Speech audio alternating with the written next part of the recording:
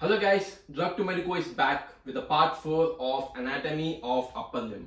In this video, you'll get to know about humerus and its muscles, origins, and then why humerus is called humerus. So I hope it is interesting and let's go and find out why humerus is called humerus. So firstly, we know that if this is a hand for suppose, and this is the lateral aspect and this is the medial aspect, and here we have the medial epicondyle and here we have lateral epicondyle. So the ulnar nerve which is passing through the medial epicondyle, it should be noted here just because palpation of this nerve, the palpation of ulnar nerve on the medial epicondyle gives a sensation of humor in your body, which is the name origin for the humerus. So this is why humerus is called humerus. And now let's go fastly for the parts of humerus. Parts of humerus. As you know, the humerus will go and it will insert into the ball socket joint, or the joint which is formed between the glenoid cavity and the humerus head. So firstly we have head. So this head is being attached with the shaft by neck, and we have two necks, one is surgical neck and the other one is anatomical neck.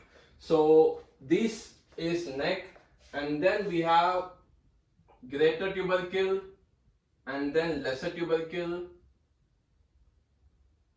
So before going and seeing about these parts, let's determine the side. So which side is anterior and which side is posterior. This side determination is very important just because you need to know which side is anterior and which side is posterior.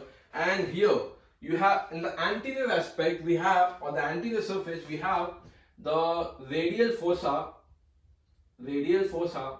and coronoid fossa. So these two fossas are important in the anterior view of humerus. And on the posterior side, for the side determination on the posterior side, we use olecranon fossa. So these fossas are inferiorly located and they give attachment for the elbow joints. So this is very important, and these parts, and this is shaft. As you know, this is shaft, and we have lesser tubercle in greater tubercle, and then the tubercular space in between them. So, and we have radial tuberosity. So, and we have nutrient foramen. So this is the just a glimpse of parts, and let's go fastly to the muscles and its origins and insertions. Insertions of humerus. Firstly we'll go with the insertions and then we'll see the origins. So the insertions are quite interlinked with the scapular origins, as just because we did see that the subscapularis, the supraspinatus and the infraspinatus, and then the deltoid. Same, the order will continue here also, but the origins there in scapula will be the insertions here in the humerus. So let's go and see what are the first. The first one is subscapularis, and subscapularis is being inserted into the greater tubercle of humerus and on the anterior superior aspect. So, and then we'll go with the supraspinatus and infraspinatus. So the supraspinatus and infraspinatus, they both are being inserted into the posterior aspect and near to the greater tubercle. On the anterior side we have greater tubercle, and if you just see the posterior aspect of this humerus, you will get to know the supraspinatus and the infraspinatus are being inserted into the more closer part of the head and on the top angle of the head. So the superior angle of the head, and this is supraspinatus and the infraspinatus. And then we have the fourth muscle on the origin, on the scapula, we have the deltoid, and here we have the insertion of deltoid. So the insertion of deltoid, and the insertion is at the deltoid tuberosity. So this deltoid tuberosity would be the insertion point, and you need to make a note here that in the first video of part 1 of upper limb, I did discuss that all the muscles are not just 2D, but they have the 3D insertions and the origins. For example, we have the insertion of deltoid. It's not only on the posterior side, it's also on the anterior side on the deltoid tuberosity, and also giving a patch on the posterior aspect of humerus. So this is giving the deltoid, and the fifth muscle is the pectoralis major. So the pectoralis major is being inserting into the intertubercular space. So this intertubercular space gives three muscles. So the first muscle is the one which is closer to the greater tubercle is pectoralis major. So the pectoralis major is the muscle which is inserting into the superior aspect and closer to the greater tubercle on the anterior surface is the pectoralis major. And then we have in the middle we have latissimus dorsi. So this latissimus dorsi is the muscle which is being in between the two majors, that is the teres major, and the teres major is close to the lesser tubercle. So the greater tubercle is close to the pectoralis major and the lesser tubercle is close to the teres major, and in between them we have the latissimus dorsi. So the easiest way to remember this is the dorsi. We have Hitler. The Hitler is so like he's small in height, but the majors who is standing beside him are so tall and they are so muscular. So you need to remember that the dorsi is like Hitler and he will be standing in middle, but the safeguards or the ministers or the whatever the majors, they will be standing beside him and protecting him. Same like that, we have pectoralis major and teres major and helping the latissimus dorsi in between, like not helping literally, but just to remember that the latissimus dorsi in between and the pectoralis major is near the greater tubercle and the teres major is at the lesser tubercle. So the fifth one is pectoralis major, and sixth is latissimus dorsi, and the seventh is teres major. And as you know, the teres major, and then we have teres minor. So the teres minor is being inserted near the infraspinatus. The infraspinatus muscle is giving, the first muscle is here, that is the subscapularis, and the second the supraspinatus, and the third is infraspinatus, deltoid, pectoralis major, latissimus dorsi, teres major, and now teres minor. So this is teres minor, and from the scapula, if you remember, the ninth origin is on the coracoid process we have coracobrachialis. So here the insertion is coracobrachialis, which is close to the deltoid tuberosity, coracobrachialis. So these are the insertions, and let me just say you why I listed the muscles in this order. Just because the subscapularis, the supraspinatus and infraspinatus, they insert on the same place. This part of humerus is giving the insertion of supraspinatus and infraspinatus, and just take the deltoid as the base for remembering all, and the pectoralis major, latissimus dorsi and teres major, they all be inserted in the intertubercular space. So this intertubercular space is the place where the pectoralis major, latissimus dorsi and the teres major are being inserted. So this spot, and then we have teres minor. So this teres minor, this is being ordered at 8 just because on the origins of scapula in part 2 of Recto Medico, you will see the 8th muscle is teres minor, and now the 9th one is coracobrachialis. So this is also being explained here on the video of part 2, that the origins are listed all the same, but the pectoralis minor and the latissimus dorsi are being changed. So just take a look and make a table, you can easily understand and you can easily remember. So the 9th one is coracobrachialis. So these are the insertions of humerus. The origins of humerus.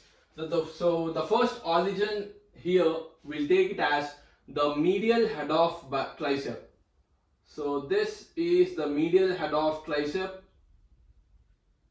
and then this medial head of tricep is also having the origin from the the anterior aspect of humerus. So it is like the insertion of deltoid. It has also patch on anterior and also on the posterior level. So this is also the medial head of tricep, and then we have the lateral head of tricep. It's been originating near the other anterior, more anterior to the medial head of tricep, the origination.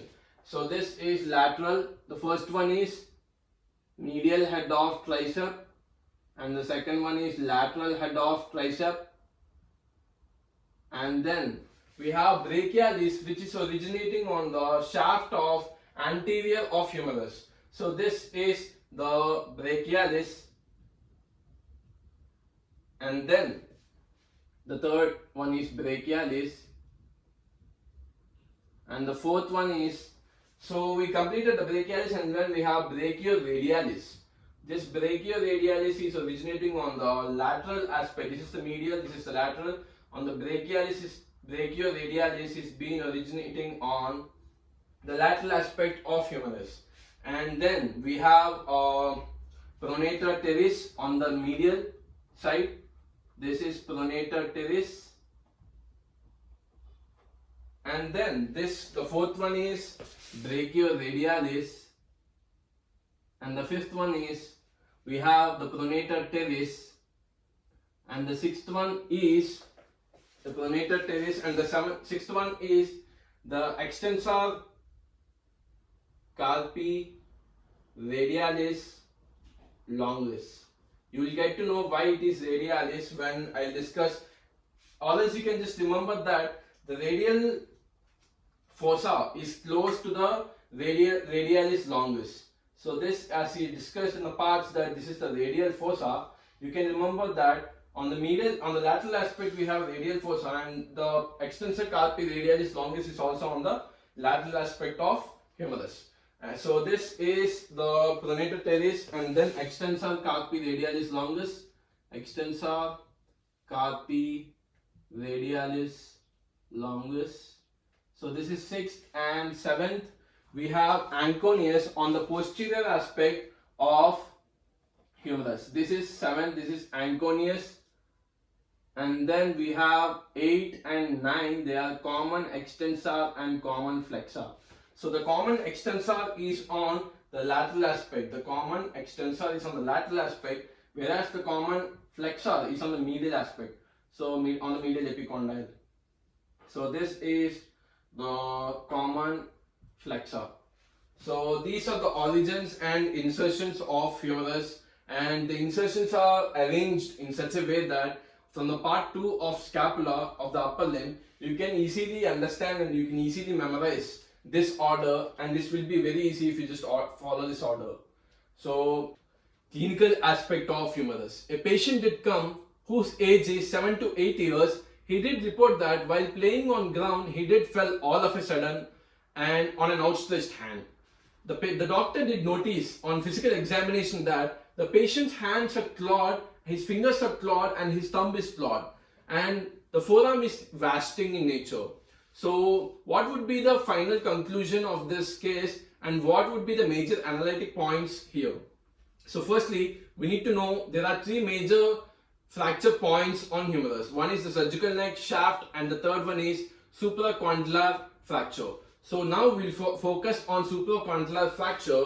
The supracondylar fracture, the supracondylar name itself is stating that it is above the condyles, that is the lateral epicondyle and the medial epicondyle. These two, above these condyles, we have a place where the shaft is getting attached with the condyles.